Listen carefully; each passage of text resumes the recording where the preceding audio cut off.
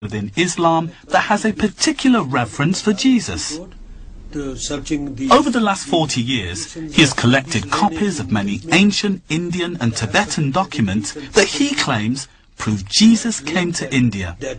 This is the Tibetan document which is translated from the Chinese. It tells about Jesus spreading his message among the lost sheep. His name is the glass mirror. He says, Yusu, the teacher and founder of the religion, who was born miraculously, proclaimed himself as the savior of the world. Now, here is a document, Bhuveshe Mahapuran. This is the most important document. It says that Jesus comes to Kashmir.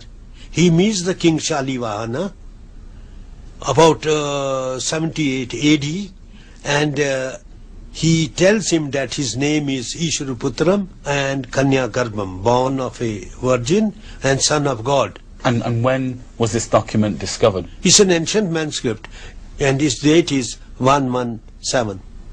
117? Yes. So this is literally a 2nd century document, yes, which says that Jesus was in Kashmir. Yes, yes. That's very early. This is early. He meets the king of Kashmir. This is the most important document. Can you tell me what Jesus did when he was here? What happened? You see, the first information what we get, that he meets the king. Meets the king. And he explains to him how he fled away from the land of Malichas there, and how he suffered there, and how he came to this place. And he stays here. When he stays here, Persian sources and Arabic sources say that here he changed his name from Jesus to Yuzu. In Kashmir he adopted this name, Yuzu. And he continued here till his death, and he was buried here.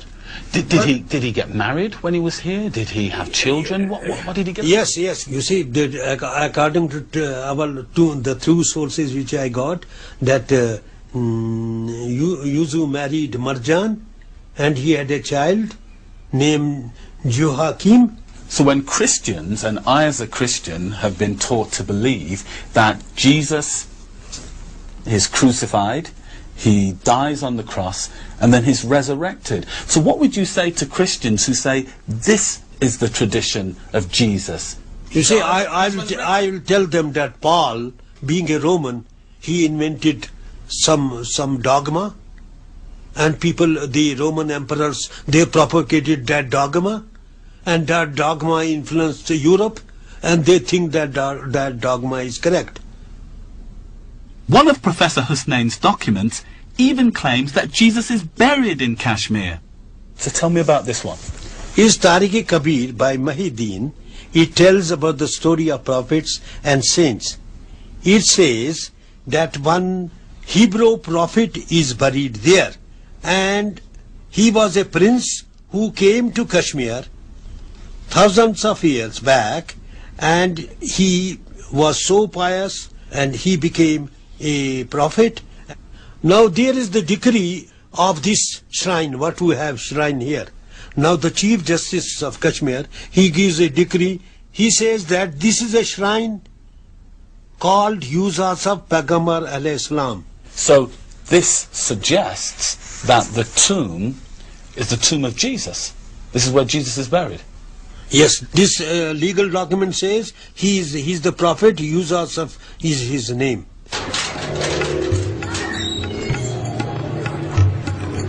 According to Professor Hussain, Jesus is actually buried in a small shrine in the center of Srinagar.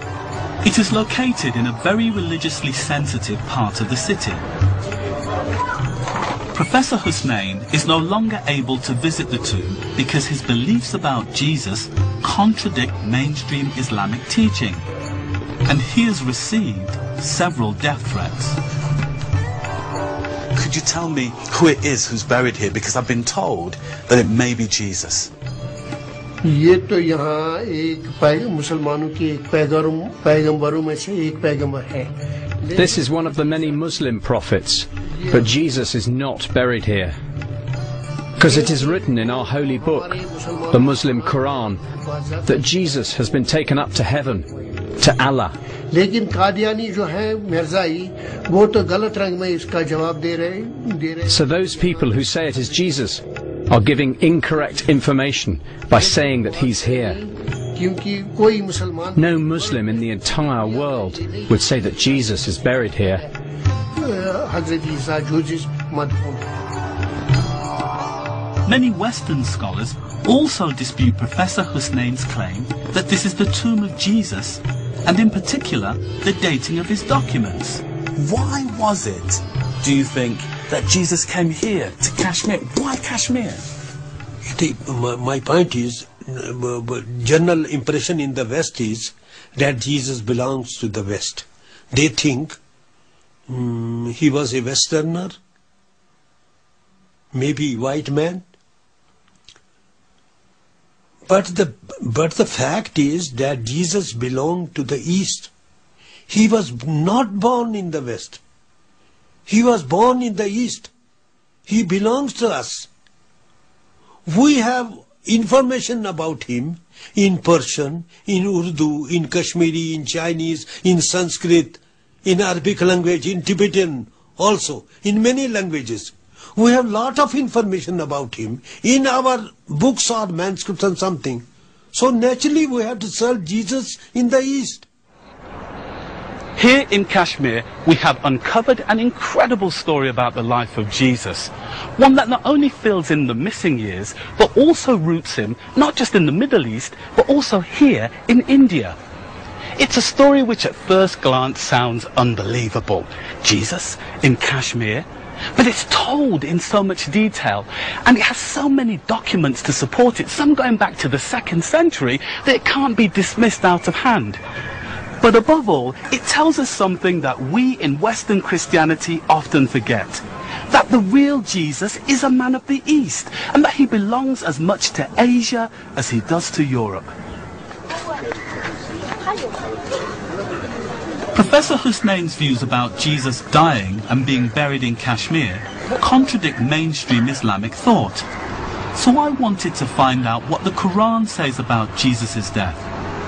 The Egyptian capital, Cairo, is home to the world's oldest Islamic theological university, Al-Azhar. Its rector is Dr. Ahmed El-Tayyib. In the Christian Bible, the New Testament, we're told that Jesus was crucified, died, and then was resurrected from the dead. What does the Quran tell us happened to Jesus at the end of his life? We believe, according to the Quran, that Jesus was not crucified, rather that another man was made to look like him.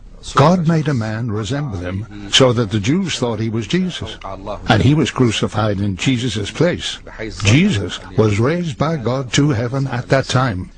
He was not crucified, but someone who looked like him was crucified.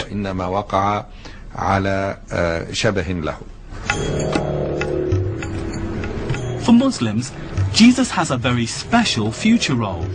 According to the Hadith, Islamic prophetic traditions, Jesus will return to earth before the Day of Judgment.